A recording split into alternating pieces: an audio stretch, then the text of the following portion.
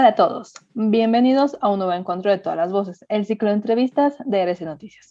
Soy Miren Saavedra y hoy vamos a conversar con Isapi Rúa, guaraní nacida en el departamento de Chuquisaca, quien es comunicadora social, radialista y periodista de investigación en temas de derechos colectivos de pueblos indígenas y medio ambiente del Chaco boliviano. Es autora del documental Cuña Iñé de 2019 y Mujeres y Extractivismo de 2018. Con ella vamos a conversar sobre el primer podcast de la revista La Brava, denominado La Daga del Amor Romántico en las Diversidades Sexuales, en el que Isapi hace la guionización y conducción. Hola Isapi, ¿cómo estás? Bienvenida. Hola Miriam, bueno, muchas gracias por la invitación. Un placer estar aquí en tu programa Voces y pues estamos acá para conversar sobre lo que ha sido el proceso del trabajo que vengo colaborando a la revista La Brava. Así es, hoy vamos a conversar sobre el primer podcast de la revista La Brava, del cual ya hemos hablado varias veces acá en el programa, que se titula La Daga del Amor Romántico en las Diversidades Sexuales, ¿no? Y es un podcast en el que podemos escuchar experiencias de 3 activistas de la población LGBTIQ+, y que tú has hecho la guionización, ¿no? Entonces, a ver, comentanos, Isapi, ¿cómo ha sido el proceso de generar el guión? ¿En base a qué elementos has ido creando este guión? Bueno, también cómo ha sido el encuentro, el trabajo con estos 3 activistas que forman parte. Sí, yo recibo la invitación de La Brava con este desafío que ha sido para mí. Yo he trabajado bastante desde periodismo e investigación, como ya lo mencionabas, en temas de pueblos indígenas, de derechos de pueblos indígenas, también de derechos de mujeres indígenas, y abordar este tema de los mitos del amor romántico que nos atraviesan a todos, a todas. Para mí ha sido un desafío. A partir de la invitación que me hace Karen Hill de la revista La Brava, pues comenzamos este proceso de empaparnos, ¿no?, de lo que son los derechos de la población LGBTQI más, y comenzar a explorar las historias, entrevistando a personas de las disidencias sexuales para poder comprender un poco más cómo se da en el movimiento también, si estos temas se abordan dentro de los movimientos, dentro de las asambleas, dentro de las plataformas de la población LGBTQI+, y vamos viendo a los personajes, ¿no?, las historias. Entonces ahí yo consideré que en las historias de Lander Castillo, en las historias de Edgar Solís y también de Silene Guarita, pues hay ya un proceso de construcción de lo que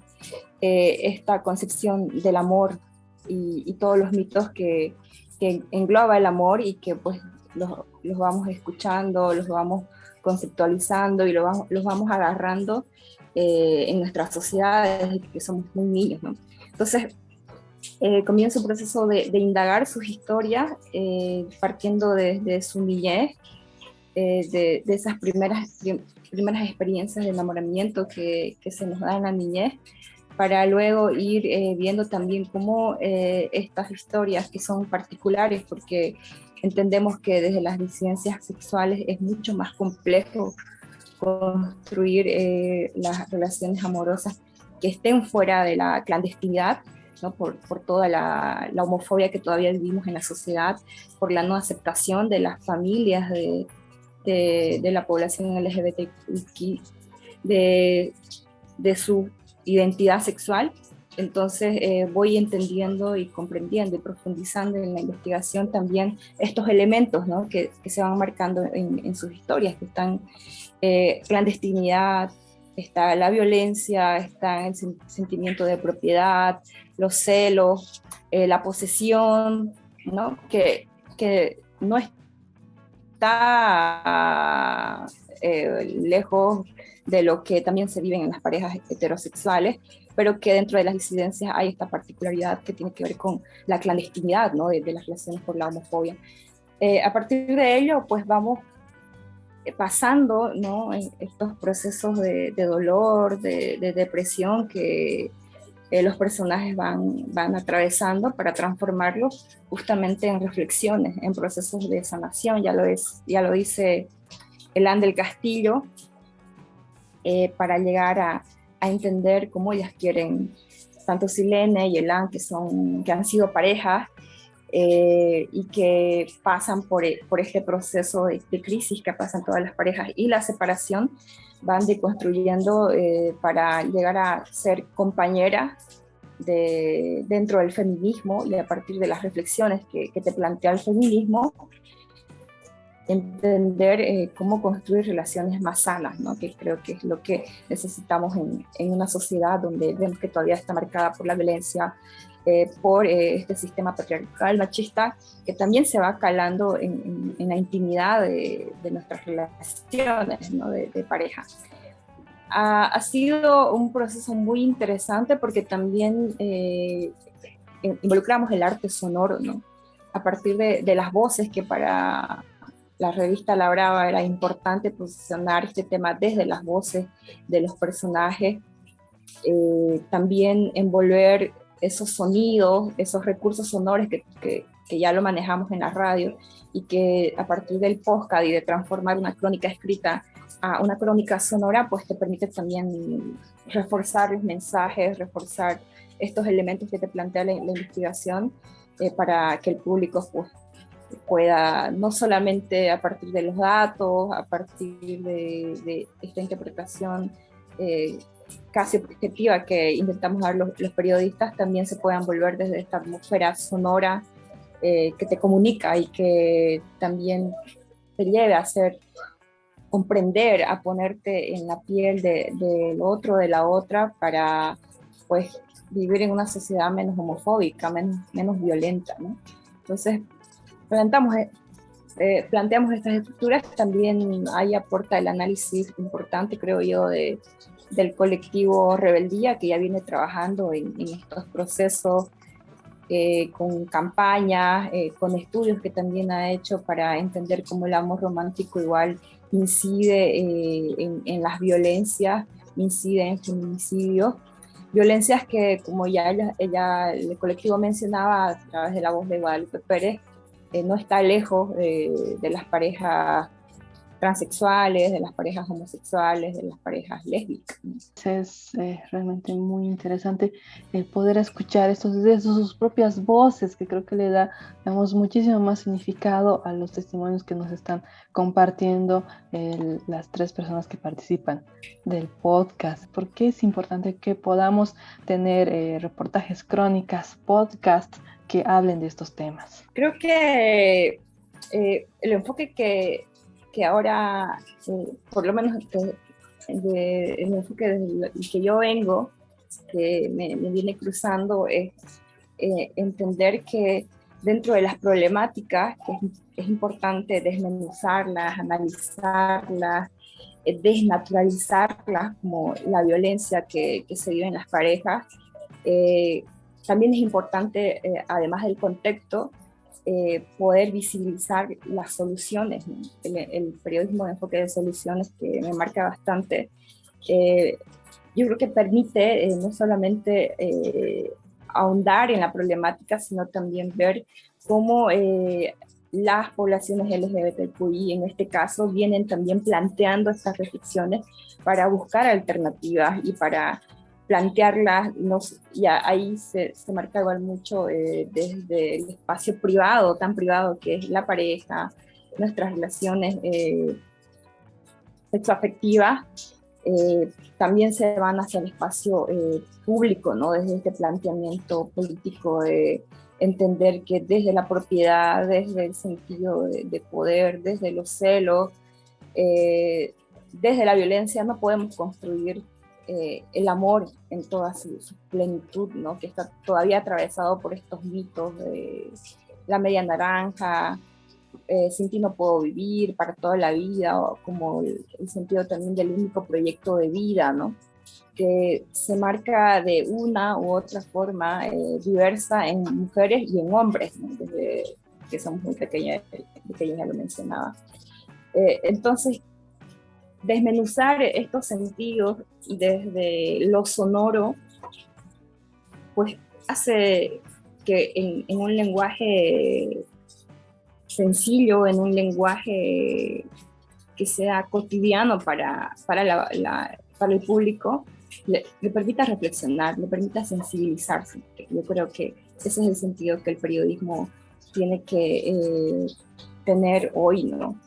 Además de poder poner en la mesa datos, además de poner en la mesa la importancia también de la diversidad de las fuentes, también la sensibilización en estos temas de derechos, como es el de la población LGBTQI, ¿no?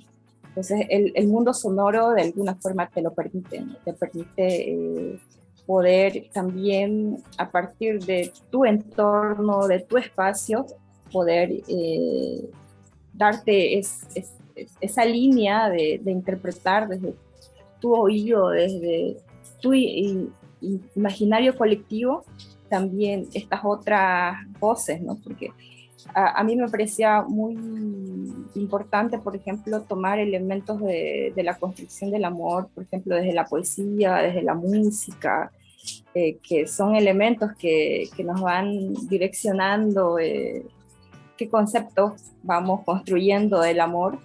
Estas otras formas que nos plantea, por ejemplo, la construcción de la música desde la batucada, por ejemplo, como esta construcción de un amor colectivo entre mujeres que ya lo plantean las protagonistas del podcast, o este otro sentido desde las letras que nos pone en la mesa Edgar Solís, otro de los protagonistas, donde desborda, ¿no? ese romanticismo que también está atravesado, pero que nos plantea también otras formas de construir ese romanticismo, y que creo que es importante visibilizar y hablar de estas cosas tan menudas, de estas cosas tan en Zoom, de estas micro cosas, micro universos que yo le digo, que están invisibles dentro de un periodismo donde pues nos atraviesa más el abordaje de contextos puntuales, ¿no?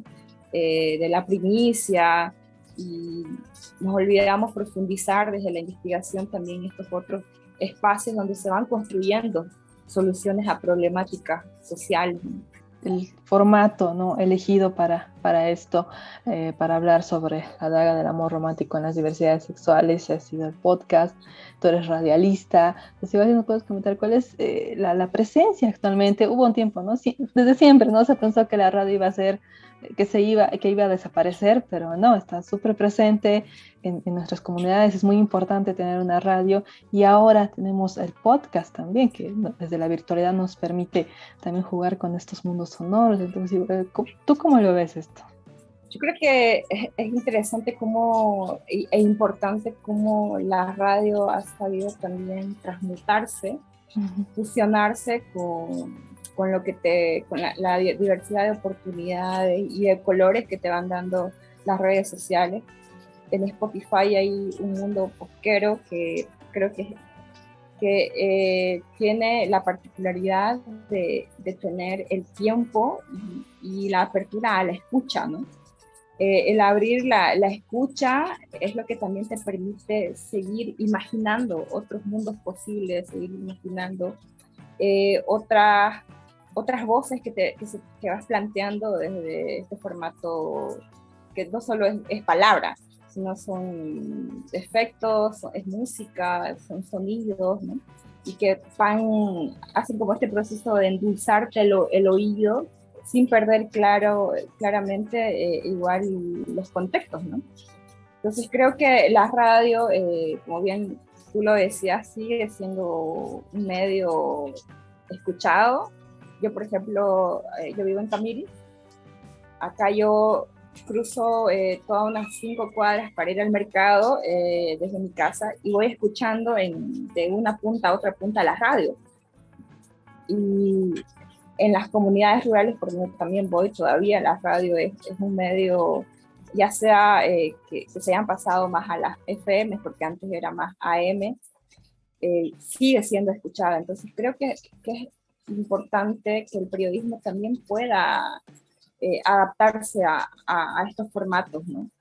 Y la Brava ha tomado este desafío, creo yo, y también apertura justamente su canal de podcast, porque es importante que volvamos a retomar los recursos sonoros como también un elemento que pueda ser predominante en nuestros sentidos, porque ahora vemos que en las redes sociales nos han hecho muy visuales, ¿no?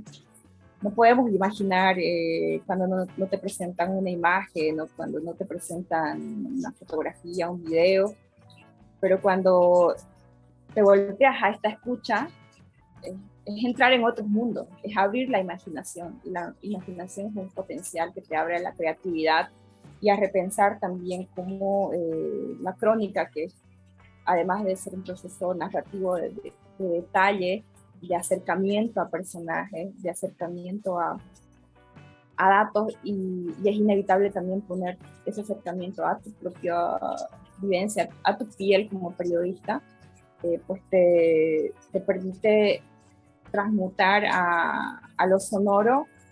Es como abrirte a otros mundos, para mí muy emotivo. A mí me encanta la escucha.